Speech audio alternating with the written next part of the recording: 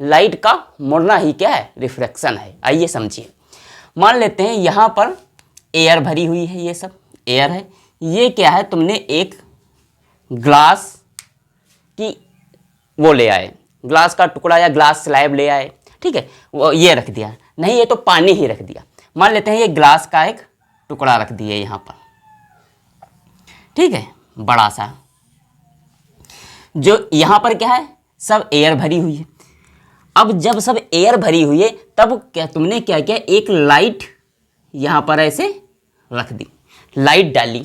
ये ग्लास है, ये क्या है, ये सरफेस है, दोनों की सरफेस यहाँ पर मिल रही है, इंटरफेस है, यहाँ पर दोनों मिल रही है। ये ग्लास है, ये यहाँ पर एयर भरी हुई, तो दोनों की सरफेस यहाँ पर तुमने इस पर लाइट डाली। तो लाइट कहाँ से कहाँ आ रही है, एयर से ग्लास में जब एंटर करेगी।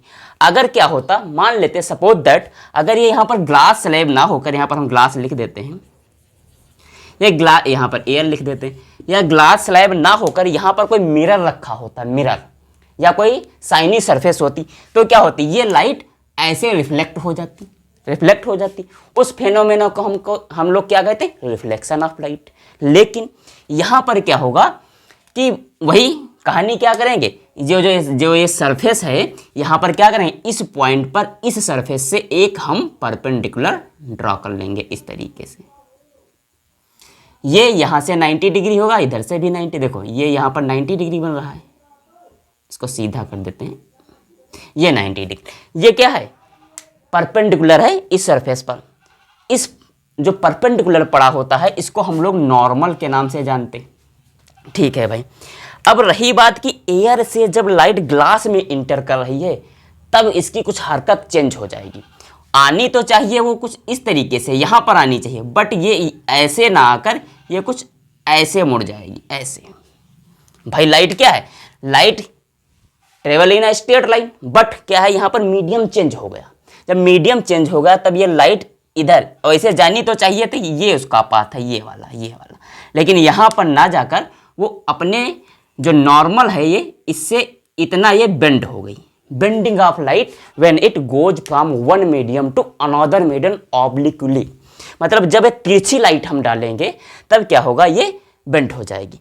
तो जहाँ यहाँ पर जो एंगल बन रहा है उसे आप लोग जानते हैं एंगल ऑफ इंसिडेंस, लेकिन जो यहाँ पर बनेगा उसे यहाँ पर हम लोग बोलेंगे angle of refraction, angle of refraction है। अब लाइट ये मुड़ती क्यों है, क्यों बेंड होती है, क्यों सेम स्पीड से नहीं ट्रेवल करती है। मान लेते हैं भाई, जो ये एयर है ये रेयरर है कंपेयर टू ग्लास, मतलब इसकी जो ऑप्टिकल डेंसिटी है, ऑप्टिकल डेंसिटी कहें तो मास डेंसिटी से डिफर करती है, यहाँ पर कुछ और है।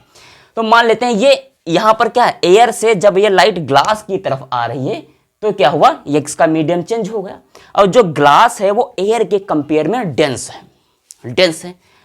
अब यहाँ पर क्या हुई, इसकी जो स्पीड है, लाइट की स्पीड कम हो गई। जब स्पीड कम हो गई तब ये धीरे धीरे इस तरफ, इस नॉर्मल की तरफ मुड़ गई।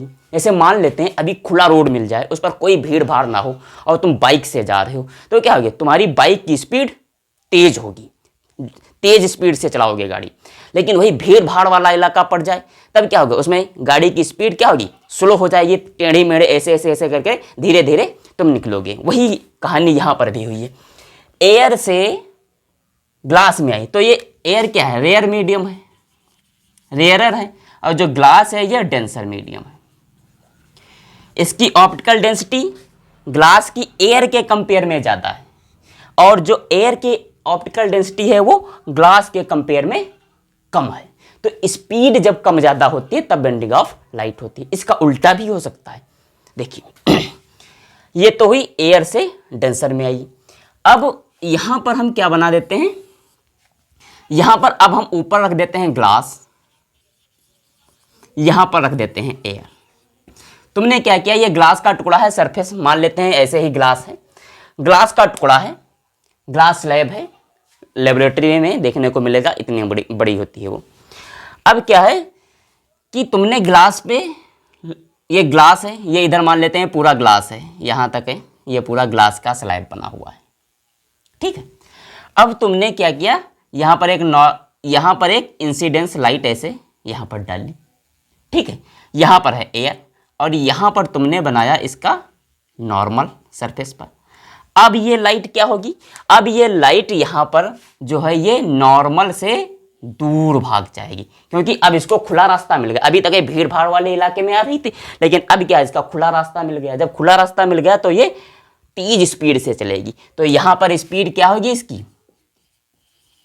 इसकी स्पीड जो कम होगी, ग्लास में ऐसे लिख देते हैं, ग्लास में जो इसकी वेलोसिटी होगी वो कम होगी as compare to velocity in air. अब यहां पर ये क्या है, इंसिडेंट एंगल है, ये रिफ्लेक्टेड एंगल है, ठीक है।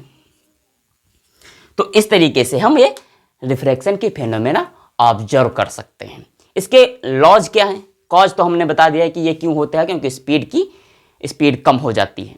जब रेयरर से डेंसर में आती है तो जो ये लाइट है ये टूवर्ड्स नॉर्मल की तरफ बेंड होती है, लेकिन जब डेंसर से रेयरर में आती है लाइट तब क्या होती है, जो ये रिफ्लेक्टेड रेज है वो अवे फ्रॉम द नॉर्मल हो जाती है। दो केस ऐसे आएंगे जब लाइट क्या होगी, बेंड ही नहीं होगी।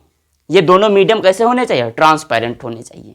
कौन कौन से केस आएंगे, अगर क्या हो ये सरफेस है, जो लाइट तुम डाल रहे हो वो इसके परपेंडिकुलर है, तो यहाँ पर एयर हो, यहाँ पर वाटर हो, चाहे ग्लास हो, कुछ भी हो, अगर परपेंडिकुलर तुम लाइट को डाल रहे हो तो क्या होगी, वो लाइट बेंड नहीं होगी। नंबर एक केस, इस केस में लाइट बेंड नहीं होगी। दूसरा केस है कि दोनों मीडियम अगर सेम है, मान लेते हैं यहाँ पर भी एयर है, यहाँ पर भी एयर है, तो इस केस में क्या होगी, चाहे जहाँ तुम लाइट डालोगे तो वो सीधी सीधी निकल जाएगी, वो बेंड नहीं होगी। तो दो केस हैं कि अगर सेम मीडियम है तो लाइट बेंड नहीं होगी, तो सीधी चली जाएगी अपने पाथ पर। अगर जो इंसिडेंस एंगल है वो नॉर्मल पर डाला जाता है, यानी कि इंसिडेंस एंगल क्या है, वो जीरो है, यहाँ पर जीरो हो जाएगा ना, यहाँ पर एंगल है ये ऐसे ऐसे जाएगा, जीरो हो जाएगा। इंसिडेंस एंगल जीरो है तो रिफ्लेक्टेड एंगल भी जीरो होगा। तो इन दो केस में क्या होगा, लाइट बेंड नहीं होगी। इसका फर्स्ट लॉज क्या है, फर्स्ट लॉज वही रिफ्लेक्शन लॉज है कि इंसिडेंट रे, ये incident ray normal and refracted रे जो है वो सभी एक प्लेन में लाई करेंगे। जैसे मान लेते हैं ये भाई क्या है, ये प्लेन है, एक प्लेन है, यहाँ पर ऐसे पानी भरा हुआ है या ग्लास भरा हुआ है, इसमें लाइट तुमने डाली और इसी प्लेन में निकल गई, तो ये क्या हो गया, ये एक प्लेन होगा। सब ये तीनों घटनाएं, तीनों जो रेज हैं, तीनों जो पॉइंट हैं, ये सब तुम्हें एक ही प्लेन में मिलेंगे। दूसरा यहाँ पर जो रूल है, जो लॉज है, वो चेंज हो जाता है। वो क्या हो जाता है, sine i by sine r equal to एक कांस्टेंट मिल जाता है। क्यों, देखो ये रूल दूसरा है।